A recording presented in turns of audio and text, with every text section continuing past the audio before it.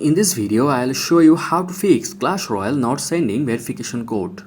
So if you have not received the verification code, please check your spam folder and double check that you have no rules set in the place that might make these emails end up in a folder.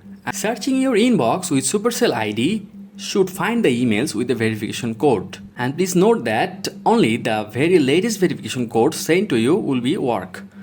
And the other thing you can do is that you have to go to the settings and then you have to scroll down and then you have to open the apps, and from here you have to tap on the app management and then you have to scroll down and find the Clash Royale. And after finding the Clash Royale, you have to open it, and here is the option storage use.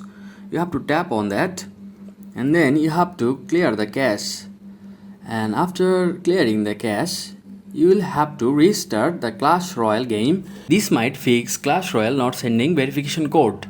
And here is another option that you can do is that you can restart your phone.